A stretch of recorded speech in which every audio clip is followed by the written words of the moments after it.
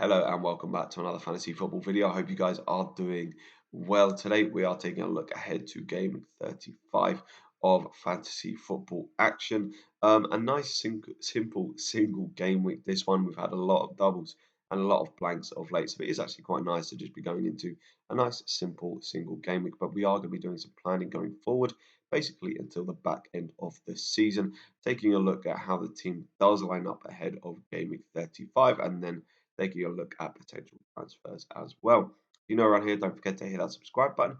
Really does help me out. And let's get straight on into this one. So quickly, how has the team performed so far in game week 34? Not too greatly, to be honest. Going De Bruyne over Bruno Fernandes thus far has not really paid dividends, but I'm still reasonably confident if De Bruyne does play in the West Ham game that he is going to be able to do something. Estupinian coming in with 9 points was quite nice. Wouldn't have had him if I didn't free hit, so that's a bit of a bonus. Luke Shaw as well, another one that I brought in, and Salah as well, another one that I brought in. So actually, it hasn't been too bad, but it still has meant a slight red arrow down to 78k. Maintaining myself in the top 100k, still quite nice with the captaincy on Haaland there, picking up 16 points. Rashford with an assist. But yeah, it's just a bit of a shame to see Edison, Robertson, March, and Matoma all sat there being quite sad on 1 point. Hopefully, Matoma can get a start in the next game against Manchester United. March could easily get benched, although the fact that he came off in the 56th minute, I think, was to get him a rest as they were comfortably winning so that he could play. He could start in that Manchester United game. Edison playing at home to West Ham. Hopefully, he can keep a clean sheet there. And then the Liverpool boys keeping a clean sheet would be absolutely massive for me as well. So there's still a lot of the game weeks to play. And I'm saying I'm not doing too well, but if I get another 53 points, it means I'm on for over 100 pointer. Not many people will still have 11 players left to play. So I'm hoping that can carry me through and take me potentially into the top 70k. But with that being said, let's take a look at the fixtures going into game week 35. So here are some of the fixtures coming into game week 35. And if we take game week 35 as a sole game week, those teams that have good fixtures, the likes of Aston Villa, who are still gunning for European football, playing against a Wolves side that have all but ensured their Premier League safety. So that could be quite a good one for Villa. Potentially a good option. Just hold Ollie Watkins and your Aston Villa options. I know a lot of people are thinking of offloading Watkins now, as he's not been scoring as much as he went on a real purple patch and then has been blanking a few times in a row. So it could be time to get rid of Ollie Watkins, but personally, I would hold him for this game week. Then Brighton play against an Everton team that are still scrapping in that relegation battle, so it may not actually be as easy as it seems on paper that game. Then you've got Manchester City playing against Leeds. A lot of people going to be looking for that last minute team news as this is one of the games that plays just before the deadline does hit. Then you have Nottingham Forest against Southampton and Spurs against Crystal Palace. Forest against Southampton. I mean, if you really fancy a punt, you can go for that game, but the rest of the season they don't have too great fixtures. And then Spurs, it's probably just a case of holding Harry Kane if you have him, but not necessarily transferring in any of their options. Then we also have to look towards the double games as well, with Brighton having the double double. I'm going to make the argument though that if you don't own Brighton assets, personally, I'm unsure whether it's actually a good idea to be bringing them in.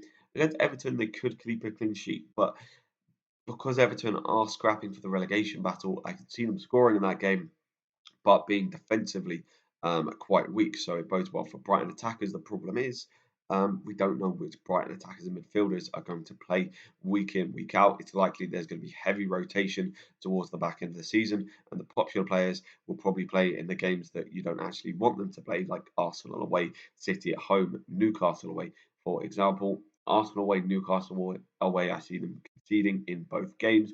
Southampton at home, probably the only potential for a clean sheet in there that I do see. Game 37 double is a bit better for them with the two home fixtures.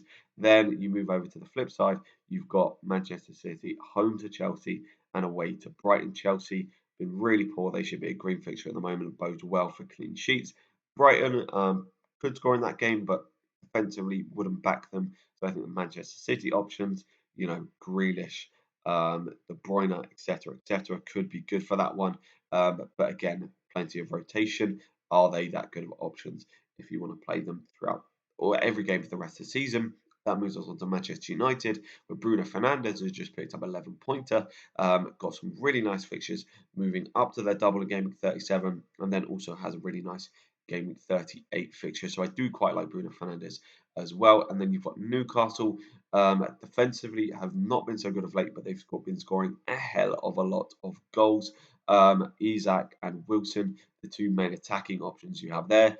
Out of the two, Wilson hasn't been starting, but he's been coming off the bench and absolutely banging. So you potentially favour him, but then Isak has been starting and has also been scoring goals as well. So you may potentially favour him as well. So a lot of good potential options to go into this game week with. And yeah, let's take a look at how the team is currently lining up. So currently going into game week 35, this is the team. It doesn't look all that strong, to be honest. The main debate I've got is, do I go Johnson or Kepa in goal? At home to Brentford, you may argue that Kepa more likely to keep a clean sheet, but then I've got I've got Tony playing against Kepa, if that is the case. Oh no, sorry, not. Oh yeah, it is Tony against Kepa. I got that fixture wrong there. Yeah, you've got Tony playing against Kepa, and it's just no, actually no. Tony's playing as Liverpool. Kepa is playing as Bournemouth away. I've got that wrong there on the bench. But yeah, Bournemouth away. Okay, arguably a better fixture than Tottenham away. But with that being said, Bournemouth, scoring a lot of goals of late. 4 goals in their last game. Spurs not looking too great, but to be fair, Spurs scoring goals. So I don't really see Johnson or Kepa keeping a clean sheet in that game. Other fixtures, I mean, Kane Crystal Palace at home, probably a game that I just hold him for. Tends to perform really well against Crystal Palace, and he's getting more and more to the point where Kane is a differential, at least in my mini leagues. So I think that's a big one to have, as a lot of people own Salah over me. So Kane is kind of my main differential to kind of pull back on Salah. It's unfortunate because a lot of the defensive assets I have will probably, or at least a couple of them, will be playing against the attackers that I own. So Trippier, they're playing against Martinelli. Trent, they're playing against Brentford. Although with Trent, I'm kind of fine with that because Trent of late has been picking up assists. So it doesn't really matter if he's been conceding because he's been picking up the assist points. And then actually Tony scoring that game would be fantastic for me because more people own Trent than they own Tony at this point. So that'd be great. Marching with Tome at home to Everton. As I said, I think this looks like a good fixture for the Brighton attackers. Whether they play is another question, and I do really want to move into getting some better midfield and attacking options than I have at the minute. I think with Martinelli, I'm going to wait and see how Arsenal play against Chelsea because that will sort of yeah, as Martinelli did get benched in their previous game. Or no, he got subbed off early. Yeah, is he going to be that good of an option for the back end of the season? I mean, he is a bit of a differential in the mini leagues now. So and is a good player to have as a differential. So yeah, still debating, but yeah, let's take a look at some of the transfer options that we do have. So these are some of the transfer options that we do have. I could take Tony out and bring in Isak. That should be Isak or Wilson there. Yeah, debating whether I should go for one of those, jump on one of those early. They play Newcastle at. They play. They don't play themselves. They play Arsenal at home in game week 35. So you could jump the gun. Not jump the gun. You could jump on them a tad early before game week 36, the double that they do have, and trying to attack the fixture. Just in a one-off game week with not knowing exactly who is going to start out of Wilson or Isak, I think that holding on to Tony could be the option in this game week because we know that he will play against Liverpool, and Liverpool have been conceding a fair few goals of late, conceding 3 against Spurs. Van Dijk getting absolutely dropped by Perisic. So I still think that Tony could be a decent one to hold and then potentially move him out in game week 36. Then you've got Martinelli.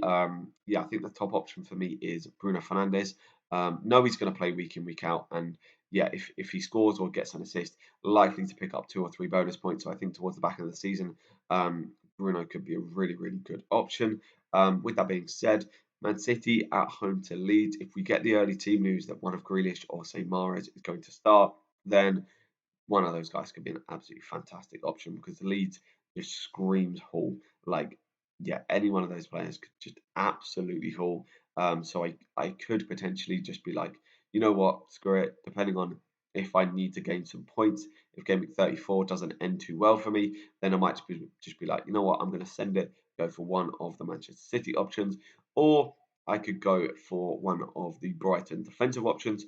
I think we're pretty sure now that Dunk or Estupiñán, well, Dunk is going to play for the rest of the season, and we're pretty sure that Estupiñán will be playing every game to the rest of the season. You know, he played full 90 in the 6-0 win against Wolves, which kind of tells me that he's not going to get dropped at all.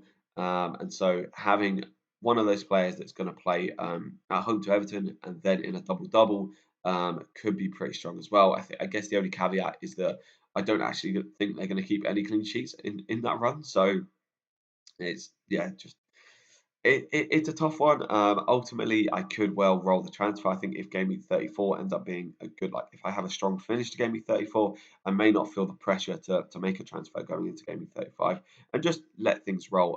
All the players that I have at the minute in that team should play going into game week 35. Maybe one of the Brighton midfielders won't, which is a little bit of a worry, but also with that being said, a lot of my mini leagues, which mini leagues is mainly what I'm focusing on now. Yeah, a lot of those people do have Brian assets, so I think I may well just keep a hold of them. But yeah, this has been a quick little team selection slash preview of game week 35 for my team. If don't forget to hit that subscribe button if you are new around here. Hit the like button if you enjoy the content, and I'll catch you in the next one. See ya.